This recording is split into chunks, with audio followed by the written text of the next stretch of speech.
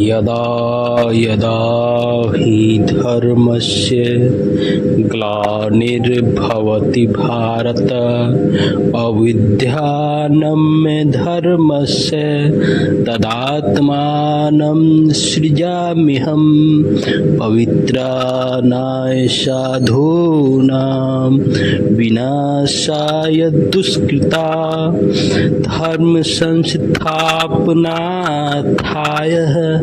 संभवानि युगे युगे। जय श्री कृष्ण। आपने कर्ण जन्म स्टोरी में पिछले एपिसोड में आपने देखा अंग प्रदेश के गरीब औरत बोली मुझे भूख लगी है, तो सेना बोला तो ये ले मदिरा पी, जब तक कार्य पूरा नहीं होगा तब तक भोजन नहीं मिलेगा। और फिर से रोटी मांगी तो बोल के औरत पर सेना ने हाथ उठाया मारने के लिए।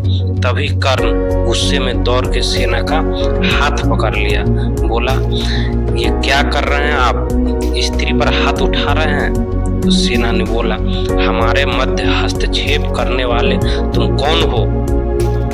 मैं राधे कर्ण हूँ, अंग का प्रशासक। और सेना का हाथ छोड़ दिया। तब सेना कर्ण को देखकर भयभीत हो गया और वहां से दौड़ के भागने लगा और बोला वो आ गया। तो कर्ण वैशाली सेना को आश्चर्य से देखने लगा। और हसीनापुर में पितामह बोले कि अंगराज की जलापूर्ति मगध से होती है, जिसके बदले मगध नरेश जरासंध के सेवक अंग के नागरिकों से कुछ सेवा लेते हैं। जिसके बदले मगध नरेश जरासंध के सेवक अंग के नागरिकों से कुछ सेवा लेते हैं। यदि कर्ण ने वहां जाके नीति या राजव्यवस्था में कोई परिवर्तन किया तो ये संधि टूट जाएगा। धृतराष्ट्र शकुनी सोच में पड़ गया। पितामह बोले कि विकराल युद्ध का सामना करना पड़ेगा हसीनापुर को। तो धृतराष्ट्र बोले कि ये बात आपने रणभूमि में क्यों नहीं कही आपने।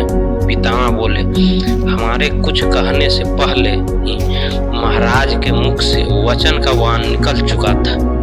समस्त सभा के समक्ष उसे रोकना या उसकी अवहेलना करना मर्यादा के विरुद्ध था। और मेरी प्रतिज्ञा भी मैं अपना कर्तव्य पूरा करने जा रहा हूँ, और वो है हसीनापुर की सुरक्षा।